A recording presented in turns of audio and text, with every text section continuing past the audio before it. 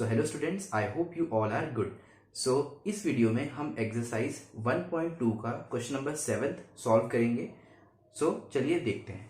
So question में यहाँ पर लिखा है there is a circular path around a sports field. एक सर्कुलर पाथ है स्पोर्ट्स फील्ड के अराउंड, राइट। एक स्पोर्ट्स फील्ड है और उसके अराउंड एक सर्कुलर पाथ है, तो यहाँ पर हमने उस सर्कुलर पाथ को बना दिया। अब यहाँ क्वेश्चन में आगे कहा है that Sonia takes 18 minutes to drive 1 round of the field. मतलब सोनिया जो है एक राउंड लगाने में इस फील्ड का, उसको 18 मिनट्स का टाइम लगता है। ठीक है, इसको लगते हैं 18 मिनट्स। एंड आगे कहा है that while Ravi takes 12 minute for the same. Ravi है, उसको 1 राउंड लगाने में 12 मिनट्स का टाइम लगता है। आगे कहा है suppose they both start at the same point and at the same time and go in the same direction.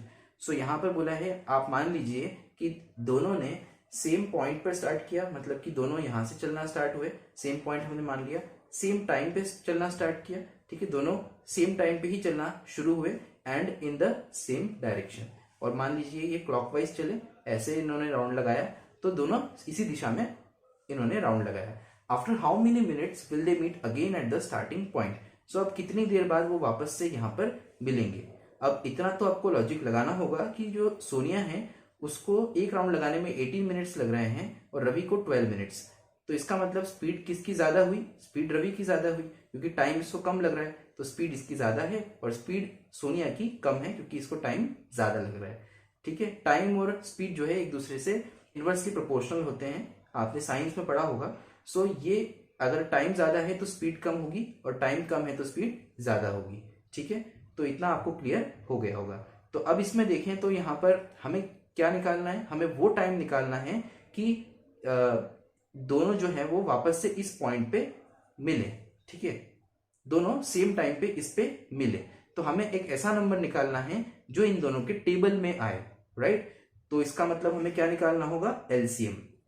So required number of minutes is the LCM of 18 and 12। अब कई बच्चों के दिमाग में क्वेश्चन आ रहा होगा कि एलसीएम ही क्यों निकाले हम, एचसीएफ भी तो है हमारे पास, तो एचसीएफ क्यों नहीं कैलकुलेट करें?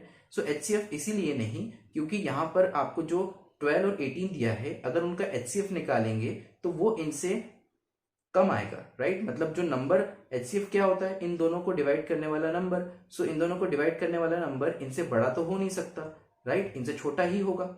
और अगर वो छोटा नंबर आएगा सो वो कैसे हमारा यहाँ पर मिनट हो सकता है? क्योंकि 18 मिनट्स में तो ये एक राउंड लगाती है और 12 मिनट्स में ये एक राउंड लगाता है। ठीक है, तो इसका मतलब तो ये हो गया कि ये 12 मिनट्स में यहीं कहीं होगा और ये एक राउंड लगा चुकी होगी, है ना। तो टाइम तो बढ़ेगा, टाइम कम कैसे होगा? सो यहाँ पर एचसीएफ हम नहीं निकालेंगे, हम निकालेंगे एलसीएम, क्योंकि एलसीएम निकालने के बाद हमें एक ऐसा नंबर मिलेगा जो इन दोनों के टेबल में होगा, टेबल में आएगा और वो इन दोनों से बड़ा भी होगा, राइट। क्योंकि टाइम तो बढ़ेगा ना, 18 मिनट्स के बाद टाइम बढ़ेगा, 12 के बाद भी टाइम बढ़ेगा, राइट। तो आपको यहाँ पर एलसीएम निकालना है। सो एलसीएम निकालने के लिए हम इसके फैक्टर्स लिख लेंगे। तो 18 के फैक्टर्स क्या होंगे? 2 9 18, 3 3 9 एंड 3 1 3। सो प्राइम फैक्टर्स आ गए हमारे 2 इंटू 3 इंटू 3। इसको हम ऐसे भी लिख सकते हैं 2 इंटू 3 की पावर 2।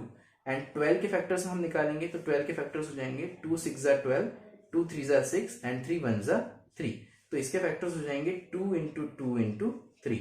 और इसको हम पावर के फॉर्म में लिख सकते हैं 2 की पावर 2 इंटू 3। हमें एलसीएम निकालना है, तो एलसीएम में होता है जो भी कॉमन फैक्टर है उसकी हाईएस्ट पावर वो हम लेते हैं। तो यहाँ पर 2 की पावर 1 और 2 की पावर 2 कॉमन है, तो इसकी हाईएस्ट पावर कौन सी है?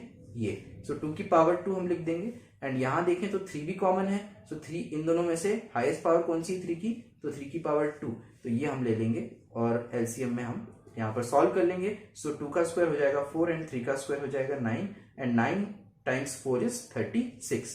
सो एलसीएम आ गया 36। हेंस 36 जो आपका एलसीएम आया वही क्या है? मिनट्स।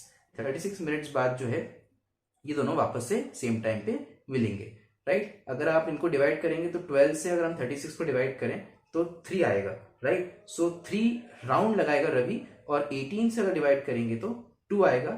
तो 18 2 36, मतलब सोनिया 2 राउंड्स लगाएगी और रवि 3 राउंड्स लगाएगा, तो तब जाके ये वापस से उसी सेम पॉइंट पर मिलेंगे। सो इसका फाइनल आंसर हम लिख देते हैं Hence, Ravi and Sonia will meet again at the starting point after 36 minutes.